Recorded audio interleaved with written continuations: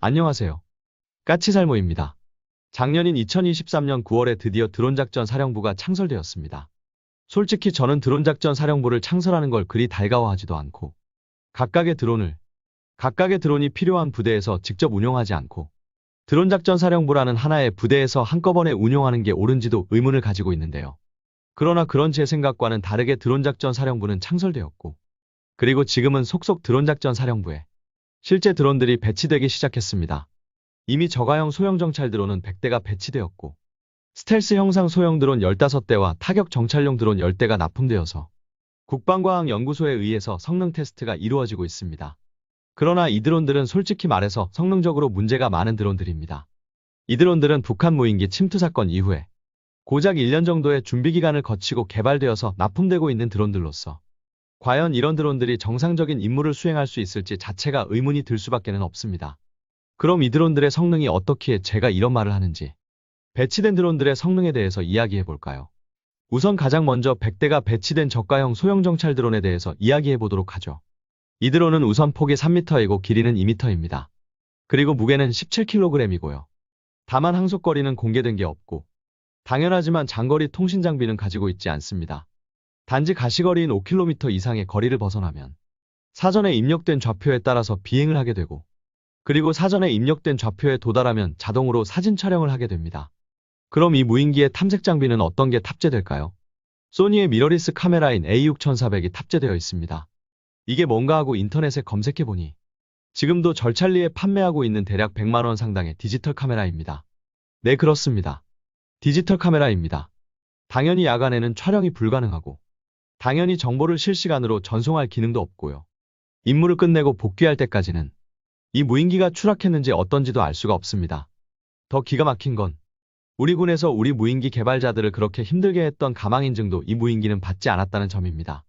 당연한 게 이 무인기는 2023년 2월부터 2023년 7월까지 고작 6개월 동안 개발된 무인기로 제대로 된 비행시험을 할 시간조차 없었습니다.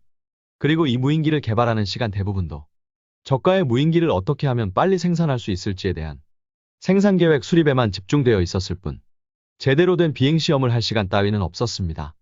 기가 막히죠. 그렇게 가망인증에 매달려서 오랫동안 우리 무인기 개발자들을 힘들게 했던 우리 군이 대통령의 지시 한마디에 모든 절차를 생략해버린 겁니다. 그리고 이 무인기는 이미 100대가 배치되어 버린 것이고요. 당연한 게 이 무인기는 얼마나 빨리 배치할 수 있을지를 기반으로 개발되었기에 양산 속도가 엄청나게 빠릅니다. 그러니 양산에 걸리는 시간도 엄청나게 짧을 수밖에는 없습니다. 그런데 이렇게 급하게 하고 있는 사업 중에서도 우리 군도 도저히 받아들일 수 없던 모델도 존재하더군요. 신속획득 사업으로 원거리 정찰 드론이라는 사업명으로 성우 엔지니어링이라는 회사의 아르고스라는 무인기를 바탕으로 도입한 무인기가 있는데요. 이 무인기도 기본적으로 소형 무인기로 정찰 장비로 소니 디지털 카메라를 달고 있는 무인기인데요. 우리 군의 테스트 결과 성능 부적합 판정을 받았다고 합니다. 그래서 이 무인기는 드론작전사령부에서 교육용으로 사용할 생각이라고 합니다. 모든 걸 초고속으로 통과시키는 사업에서도 성능 부적합 판정을 받다니 그게 오히려 신기한 것 같습니다. 그럼 10대를 도입했다는 정찰 타격 드론은 어떤 드론일까요? 이 드론도 우선 사업은 다른 무인기와 마찬가지로 북한 무인기 침투 사건 이후에 급조된 사업이긴 합니다. 실제 이 드론도 사업 기간을 보면 2023년 2월부터 2023년 11월까지 시행한 사업입니다. 그러나 이 드론은 이미 그 전에 선행 개발을 하고 있던 사업에 의해서 개발된 걸 양산한 드론입니다. 실제로 이 드론은 다중임무를 위한 영상추적형 소형 자폭형 무인기 기술연구라는 사업을 통해서 이미 기존에 연구되고 있던 무인기를 기반으로 하고 있고요. 다만 기존 연구가 완성이 되지 않은 상태에서 영상추적 같은 고도의 기술은 빠져 있고 그 무인기 형상만을 전용해서 만들어진 껍데기만 같은 무인기입니다. 그래서 이 드론도 앞서 소형 정찰 드론과 마찬가지로 탐색 장비는 소니의 디지털 카메라입니다. 한마디로 말해서 이 드론은 이란의 샤헤드 136과 거의 흡사한 형태의 드론이고 임무도 거의 같다고 보시면 됩니다. 그러나 다행히 이 드론은 소형 저가형 정찰 드론과 달리 어느 정도 제대로 된 테스트가 국방과학연구소에 의해서 이루어지고 있습니다. 그래서 이 드론은 현재 10대가 납품되어서 국방과학연구소에 테스트를 받는 중입니다. 그리고 지금 제가 이야기한 드론들은 거의 대부분이 저번 국군의 날 퍼레이드에서 공개되었던 무인기들입니다. 저번 국군의 날 퍼레이드에는 총 3가지의 무인기가 공개되었는데요. 실제로 이미 성능 부족으로 탈락한 성우 엔지니어링의 원거리 정찰 무인기가 퍼레이드에 등장을 했었고 그리고 자폭형 무인기도 등장을 했었죠. 그리고 또 한 가지 스텔스 무인기도 그 당시 등장을 했었는데요. 이때 이걸 보고 많은 사람들은 실물 무인기가 아니라 모형이라고 생각을 했습니다. 물론 저도 그리 생각을 했고요. 이 무인기는 정말 딱 우리나라가 개발하고 있는 스텔스 무인기인 가오리 X를 축소해 놓은 형상을 하고 있었고, 당연히 가오리 X를 축소한 전시용 모형이라고 생각을 했습니다. 그런데 이 스텔스 무인기는 모형이 아니었습니다. 실제로 이 스텔스 무인기는 이미 15대가 만들어져서 자폭형 무인기와 함께 국방과학연구소에서 테스트를 받고 있습니다. 네, 우리나라 최초의 스텔스 무인기가 실전 배치되기 직전인 겁니다. 그런데 기가 막힌 건 이 무인기의 성능입니다. 우리나라 최초의 스텔스 무인기의 성능이 어떻게 될까요? 재원을 한번 살펴보죠. 우선 이 무인기는 전장 3.6m에 전폭 2m의 소형 무인기이고 최대 이륙 중량은 60kg입니다. 그리고 이 무인기의 형상은 우리나라가 지금 개발하고 있는 가오리 X2를 축소한 형태를 하고 있습니다. 그런데 이 무인기도 북한의 무인기 침투 사건 이후에 급조된 사업에 의해서 개발된 무인기로 그 사업 기간은 2023년 2월부터 2023년 11월까지입니다. 고작 9달의 사업 기간 만에 등장한 스텔스 무인기인 겁니다. 그럼 이 무인기가 실제로 스텔스 무인기로서의 역할은 할 수 있을까요? 당장 형상은 스텔스 형상이므로 북한에 탐지되지는 않을 겁니다. 다만 저도 이 무인기의 소재가 뭔지, 그리고 이 무인기에 스텔스 도료가 적용되어 있는지는 모르겠습니다. 다만 스텔스 도료는 적용되어 있을 가능성은 거의 없습니다. 왜냐하면 이 무인기는 크기가 작고 그래서 이륙 중량도 작기 때문에 도료의 무게가 무거운 스텔스 도료를 적용했을 가능성은 높지 않습니다. 다만 무인기 자체가 크기가 작기 때문에 북한에 의해서 탐지될 가능성은 없다고 생각을 합니다. 그럼 이 무인기의 성능은 어떠할까요? 이 무인기에도 웃기게도 소니의 디지털 카메라가 들어갑니다. A7RM3라는 300만원 상당의 소니의 디지털 카메라가 들어갑니다. 그리고 문제는 엔진인데요. 이 무인기는 보시면 알겠지만 프로펠러 같은 건 당연히 없고 그래서 제트 엔진을 사용 중입니다. 그럼 이 무인기에 사용되는 제트 엔진은 뭘까요? 여러분 혹시 제트기를 흉내낸 RC 드론을 보신 적 있나요? 민간인들이 제트기 형상을 흉내낸 RC 드론을 만드는 경우가 많이 있는데요. 특히 규제가 심한 우리나라보다 서방권 국가 등에서 이런 제트기 형상의 RC 드론을 많이 만들고 서양 사람들은 이걸로 비행을 하면서 취미 생활을 합니다. 그리고 당연하지만 제트기를 흉내낸 RC 드론이기에 이 드론에도 제트 엔진이 들어가는데요. 이런 작은 모형에 들어가는 소형 제트 엔진을 마이크로 제트 엔진이라고 합니다. 네, 그게 들어갑니다. 사람들의 장난감에 들어가는 그 마이크로 제트 엔진이 이 무인기에 들어가 있습니다. 한마디로 이 무인기는 형상만 그럴싸했지 진짜 완전히 장난감 수준의 물건에 불과합니다. 장난감용 제트 엔진을 달고 거기에 소니의 디지털 카메라를 탑재한 정말 장난감 수준의 물건에 불과합니다. 한마디로 이 무인기들은 전부 북한의 무인기 침투 사건 이후에 급조된 사업에 의해서 탄생한 무인기들이고 다들 하나같이 데이터 링크라는 건 아예 없고 다들 소니의 디지털 카메라를 정찰 장비로 사용하고 있고 성능적으로도 정말 너무 낮은 수준의 무인기들입니다. 결론은 이 무인기들은 뭔가 전략적 정찰 임무를 하기 위한 기체는 아니고 그냥 북한에 보내서 북한에게 무력 시위를 하기 위한 용도라고 생각을 하시면 됩니다. 뭐 이런 게 진짜로 필요한지 필요 없는지는 어떨지 모르겠고요. 다만 좀 웃기는 건 이 무인기들은 우리 군이 그리 우리 개발자들을 힘들게 했던 다른 나라에서는 하지도 않던 무인기에 대한 가망인증은 생략하고 도입하고 있다는 점입니다. 대통령의 한마디에 그렇게 절대로 양보하지 않던 걸 너무 쉽게 양보해버리니까 오히려 좀 기가 막힙니다.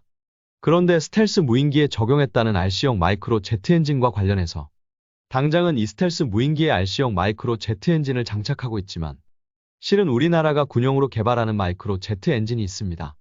아니 이미 기존에도 있었죠. 기존에 우리나라는 2006년부터 2010년까지 초소형 터보제트 엔진 개발이라는 사업을 통해서 150파운드급의 소형 제트 엔진을 개발한 바가 있습니다. 그리고 그 당시에 저도 이 소형 제트 엔진을 탑재한 미사일이 개발될 거라고 이야기하면서 기대가 컸었고요. 그러나 이 엔진은 실제로 활용되지도 못했고 양산되지도 못했습니다. 그러니까 지금에 와서는 우리가 무인기에 RC용 마이크로 제트 엔진이나 탑재하고 있는 거고요. 그때 그 소형 제트 엔진이 사장된 건 두고두고 아까운 일입니다. 그런데 왜 마이크로 제트 엔진은 군사용으로 활용되지 못하고 RC용으로 많이 활용될까요? 그 이유는 엔진 자체가 워낙 작아서 제대로 된 압축 터빈을 달 수가 없기 때문입니다. 제트 엔진. 그 중에서도 효율이 좋은 제트 엔진을 개발하기 위해서는 공기를 효율적으로 압축할 수 있는 뛰어난 성능의 터빈이 있어야 한다는 건 여러분도 잘 아실 겁니다. 그런데 마이크로 제트 엔진이라는 건 워낙 크기가 작기 때문에 이 작은 크기의 엔진에 효율적으로 공기를 압축할 터빈을 설치할 수 없고 그래서 연료 효율이 떨어져 버리는 겁니다. 그런데 현재 우리나라는 마이크로 제트 엔진을 개발 중입니다. 그럼 우리나라가 개발 중인 마이크로 제트 엔진은 연료 효율을 어떻게 올릴까요? 앞에서 이야기한 것처럼 마이크로 제트 엔진은 제대로 된 터빈을 달 수가 없어서 연료 효율이 올라갈 수가 없습니다. 그래서 우리가 개발하고 있는 건 터빈 대신에 공기흡 입구를 효율적으로 설계를 해서 공기흡 입구에 의해서 공기를 효율적으로 압축하는 방식의 마이크로 제트 엔진입니다. 현재 이 사업은 한국항공연구원에서 초음속 소형 무인기용 마이크로 가스터빈 기반 고속추진 시스템 기술이라는 사업으로 개발이 이루어지고 있고요. 사업 기간은 2022년 10월부터 2026년 9월까지입니다.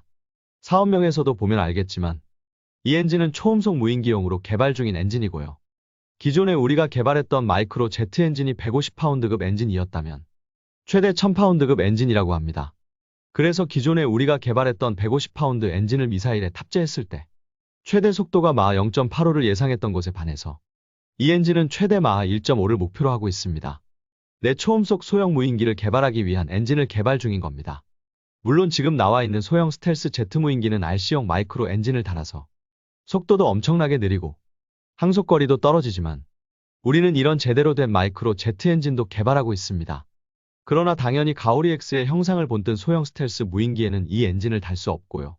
제가 이야기한 것처럼 우리가 개발 중인 마이크로 제트 엔진은 엔진이 너무 작기에 효율적인 압축 터빈을 달 수 없고 그래서 효율적인 공기 압축을 위해서 공기흡 입구의 형상을 최적화시킨 모델이라고 했지 않습니까? 그래서 이 엔진을 탑재하는 소형 제트 무인기는 공기흡 입구의 형상이 중요합니다. 그래서 가오리-X 같은 스텔스를 우선시한 형상의 기체에는 탑재할 수 없고요. 예상되는 모형을 보니까 과거에 미국에서 SR-71 블랙버드라는 초음속 정찰기를 운용했지 않습니까? 아마 블랙버드를 모르는 분은 없을 거예요. 그런데 이 블랙버드의 등에 탑재해서 운용하던 초음속 정찰 드론이 있었습니다. D-21이라는 무인 정찰기를 블랙버드의 등에 탑재해서 운용한 적이 있죠. 딱 이 D-21의 형상과 비슷한 무인기입니다. 이 D-21을 보면은 블랙버드의 엔진을 한 개를 탑재하고 있고 공기흡 입구가 기체의 앞에 달려있는 형상인데요. 우리가 개발하고 있는 마이크로 제트 엔진을 탑재해서 개발하려는 초음속 무인기의 형상이 딱 이리 생겼습니다. 결론은 이 무인기는 공기흡 입구의 형상이 중요하기에 이런 형상이 된 것으로 보이고요. 이리하면 우리는 최대 마하 1.5로 비행이 가능한 초소형 초음속 무인기를 만들 수 있게 되는 겁니다. 물론 이 마이크로 제트 엔진을 무인기를 만드는 용도로만 사용할 리는 없고요. 미사일에 탑재해도 되고 무엇보다 마하 1.5의 속도를 낼 수 있으면 우리 전투기의 비행 형태를 그대로 모사할 수 있고 그래서 적에게 이 소형 무인기가 우리 전투기로 보이게 만드는 기만기로도 활용할 수 있을 겁니다. 그 밖에도 아마 여러분의 머릿속에는 여러 가지 활용도가 생각나실 겁니다. 그만큼 이 소형 마이크로 제트 엔진은 그 활용도가 무궁무진하다고 할 수 있습니다. 어떤가요? 우리는 북한의 무인기 침투 사건 이후에 급하게 드론작전 사령부를 창설하고 그리고 급하게 급조된 드론을 이 드론작전 사령부에 배치하고 있습니다. 그런데 과연 이리 급조된 드론들이 제대로 된 역할을 할 수 있을지도 의문이고 그리고 이리 빠른 시간에 드론을 개발할 수 있으면서 그놈의 가망 인증 때문에 지금까지 우리나라의 드론 개발이 한없이 지연된 걸 생각해보면 기가 막히고요. 그러나 분명 우리는 초음속 마이크로 제트 엔진 같은 최첨단 무인기 기술도 개발 중이고 그래서 어디에 내놔도 부끄럽지 않은 우수한 드론도 개발할 수 있을 거라는 기대감도 가져봅니다. 그렇기에 급조된 사업에 의해서 만들어진 드론이 아닌 제대로 연구개발된 드론들이 빨리 배치되길 기원해봅니다. 이상 영상 봐주셔서 감사합니다.